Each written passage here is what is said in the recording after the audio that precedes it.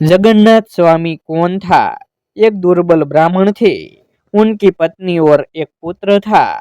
निर्धनता के कारण उनका परिवार भरपेट भोजन भी न पाते थे। मांग जांच कर अपना काम चलाती थी। दिन भर मांगे तो दिया भर पावे, रात भर मांगे तो दिया भर पावे। ब्राह्मणी उपलब्ध आटे से रोटी बनाकर तरे रख दिए, खोले तो तीने रही जाए। वह अपने पुत्र और पुरखा को खिला दे, स्वयं संतोष करके रह जाए। किसी तरह पुत्र का विवाह हुआ, बहू घर आई। उसके आगे भी यही हाल चलता रहा। गरीबी का यह रूप देखकर वह बहुत दुखी हुई। उसने अपनी सास से कहा, अम्मा, जगन्नाथ की पूजा, उनकी रोटियां कोशिया घर में नहीं होत, उनके नाम की मटकी नहीं भरी जात। उनकी सास ने कहा, बहुरिया, घर में ना जानी कौन शनिश्चर का बास है। रोटी बनाओ तो तीने रही जाए, बरकते नहीं ना। पूजा कौन करी? बहू ने सुझाव दिया, अम्मा जाओ, मांग जास के ही सही जगन्नाथ स्वामी का नाम लेकर उनकी पूजा घर में करो और पिताजी से कहो जगन्नाथ स्वामी की यात्रा करावे। सास ने विधि पूछी। बहू ने कहा, एक सोमवार को उनके नाम की रोटियां कोशिया करे और दूसरे सोमवार को यात्रा पर जाए। सास ने ऐसा ही किया। जंगल से कुसुम का फूल, बरे का फूल ले आई। अंबिया और गेहूं जो की बाली मांग कर लाई। किसी तरह उनके नाम की मटकी भरी। उनके पति दुर्बल ब्राह्मण जगन्नाथ स्वामी की यात्रा को तैयार हुए। कहने लगे, रास्ते में अपनी लड़कियों से मिलकर कह दे, जगन्नाथ जी जा रहे हैं, जो कुछ संदेश कहना हो कह दो और जगन्नाथ के भोज का निमंत्रण दे दे। पहले वह बड़ी लड़की के यहाँ गए। वह घर नहीं थी। गरीबी के कारण मजदूरी करके पेट पालती थी। लड़के बाहर खेल रहे थे। ब्राह्मण ने उन बच्चों से कहा, जाओ, अपनी माँ को बुला लाओ, कह दो नाना आए हैं। बच्चे बड़े खुश हुए। वह दौड़े गए, अपनी अम्मा को बुला लाए। वह प्रसन्न हो घर आई। जो कुछ गहना था गिरो रखकर सीधा सामान लाई। खाने का सामान, राशन आदि, और बड़े प्रेम से अपने पिता के भोजन का प्रबंध किया। कहा, बप्पा, या खाई का बना रखा है, खाई लियो, हम काम पर जा रही है। लौटी के आऊबा और चली गए। उस ब्राह्मण ने भोजन किया, बच्चों को कराया और कुछ भोरी कठौती के नीचे मूंद कर रख दिया। बच्चों से कहा, इन्हें अपनी अम्मा को खिला देना। हम जगन्नाथ यात्रा पर जा रहे हैं, तुम सब भोज में आना। वह अपनी यात्रा पर चले गए। इधर वह लड़की आई। लड़कों ने उससे नाना का समाचार कहा, किंतु लड़के फिर भोजन का आग्रह करने लगे। उसने कठौती खोली तो वह सब भोरिया सोने की हो गई थी। वह बहुत खुश हुई। उनके घर लक्ष्मी आई। ब्राह्मण आगे अपनी छोटी लड़की के यहाँ गए। वहां भी उन्हें वैसा ही कहा, किंतु छोटी लड़की ने उनका सम्मान नहीं किया और कुवाश्य भी कहे। खैर ब्राह्मण संतोष कर आगे बढ़ गए और जाते समय जगन्नाथ के भोज का न्योता दिया। रास्ते में नदी नाले मिले, जो भारी वर्षा में भी मिलते न थे। उन्होंने पूछा, ब्राह्मण देवता कहाँ जा रहे हो? उन्होंने कहा, जगन्नाथ। कहा, अरे हमारो संदेश कही दी हो। भरी बरखों माँ हमारा संगम नहीं होत। हम भरित है, उमड़ाओ ईत है, तबो अलगे रहित है। ब्राह्मण ने कहा, अच्छा, आगे चले तो बाल का बंधा हाथी मिला। उसने कहा, विप्र, हमारा भी संदेश कह देना। इतना भारी शरीर और बंधा बाल से है। आगे चले तो एक जने थे जिनके पाटा चिपका था। उन्होंने भी अपना संदेश कहा। और आगे चले तो एक आम का पेड़ मिला। वह फलता फूलता पर पकने के समय कीड़े लग जाते। उसने कहा, महाराज कहाँ जा रहे हो? विप्र ने अपना गंतव्य बताया। कहा, हमारा भी संदेश कह देना। विप्र ने कहा, अच्छा। सभी संदेश ले वह जगन्नाथ जी पहुंचे। वहां जगन्नाथ स्वामी की माया से विप्र को उनका द्वार ही न मिले। आगे भार चल रहा है। वह बहुत दुखी हुई। रास्ते में एक ब्राह्मण मिला। पूछा, बाबा कहाँ जा रहे हो?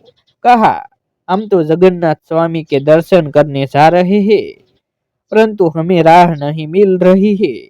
विप्र रूप में आए देवता ने कहा, यहाँ तो भार चल रहा है, मंदिर कहाँ है? इतने में दुर्बल ब्राह्मण ने कहा, हम तो अब दर्शन करीन के झाब और उसी भार में गिर पड़ा। उनको स्वयं जगन्नाथ स्वामी ने आगे बढ़कर उठा लिया। कहने लगे कि यही जगन्नाथ पुरी है, हम जगन्नाथ स्वामी है। ब्राह्मण उनके शरणों में गिर पड़े, अपने अपराधों की क्षमा मांगी, अपना सारा दुख कह सुनाया। जगन्नाथ स्वामी ने उनके 5 बेत मार दिए और कहा, अच्छा अब जाओ। वह दुखी मन लौट पड़े, सोचने लगे, हम तो जगन्नाथ स्वामी ने कुछ भी नहीं दिया। लौटने लगे तो वह गूंगे, बहरे और अंधे हो गए। उन्हें कुछ सूझ नहीं रहा था। फिर वही जगन्नाथ स्वामी ब्राह्मण देवता के रूप में आगे खड़े हो गए। बोले, तुम कहाँ जा रहे हो? दुर्बल ब्राह्मण ने कहा, हम तो जगन्नाथपुरी गए थे, लौटने में हमारी यह दशा हो गई। ब्राह्मण के रूप में जगन्नाथ स्वामी ने कहा, तुम कुछ भूल तो नहीं रहे हो? दुर्बल ब्राह्मण ने कहा, अरे हमसे बड़ी भूल हो गई। बहुतों ने हमसे अपने संदेश कहे थे। विप्र देवता ने कहा, चलो फिर उनके संदेश कहो।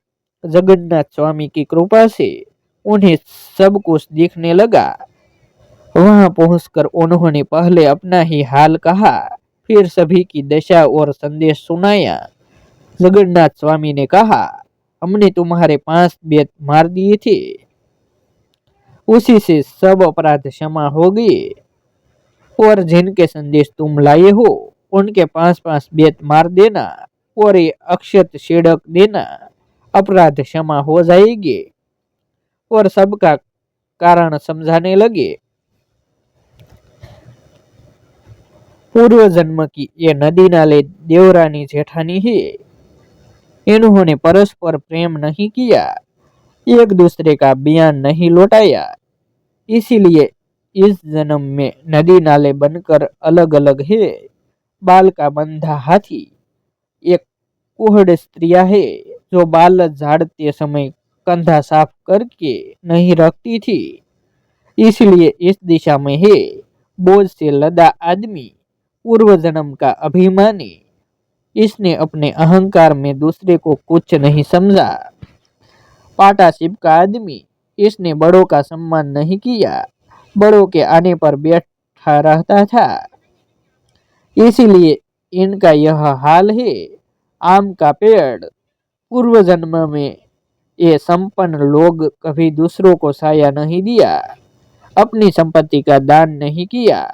अब दुर्बल ब्राह्मण वहां से लौटे, सभी के 5-5 बेट मार दिए, अक्षत छिड़क दिए, कह दिया, तुम्हारे अब सब अपराध क्षमा। अब वह अपनी बड़ी लड़की के यहाँ आए, उनको जगन्नाथ स्वामी का प्रसाद दिया और न्योता दिया। बड़ी लड़की को धन धान्य से संपन्न देखकर बड़े खुश हुए। छोटी लड़की के यहाँ जाकर यही व्यवहार किया, परंतु उसे अपनी गृहस्थी में परेशान लाकर दुखी हो गए। लौटकर घर आए, ब्राह्मणी बहुत प्रसन्न हुई। जगन्नाथ स्वामी की कृपा से उनके बुरे दिन मिट गए। उन्होंने धूम से जगन्नाथ स्वामी की पूजा और भोज किया। दोनों लड़कियां आई। बड़ी लड़की के सामने जो कुछ परोसा जाए वह अच्छा अच्छा रहे। छोटी लड़की के पत्तल में सब राख मिट्टी हो जाए। छोटी लड़की बहुत कुछ चिंतित हुई। उसने कहा, हमारे पिता हमारे साथ दुर्भाव करते हैं। ब्राह्मण बहुत दुखी हुए। उन्होंने लड़की को समझाया पर वह न मानी। विदा का समय आया। दोनों का सामान मान सम्मान हुआ, परंतु छोटी लड़की को जो सामग्री विदा के समय दी गई वह राख मिट्टी हो गई। इस पर वह फिर बुरा भला कहने लगी, हमारे पिता हमारे साथ कपट व्यवहार करते हैं। ब्राह्मण को बहुत बुरा लगा। वह दुखी हो जगन्नाथ स्वामी से प्रार्थना करने लगा, भगवान इनके भी अपराध क्षमा करो। उनके 5 बेत मारे और अक्षत छिड़क दिए। वह सुखी हो अपने घर गई। ब्राह्मण अपने घर में सुख पूर्वक रहने लगे। जैसे उनके दिन लौट भरे पूरे हुए, वैसे सबके हो। सर्वे भवन्तु सुखिनः की प्रतिध्वनि जय जगन्नाथ स्वामी कमेंट में लिखना ना भूले। ऐसे ही नए नए वीडियो देखने के लिए हमारी यूट्यूब चैनल सब्सक्राइब करें और वीडियो को लाइक करें।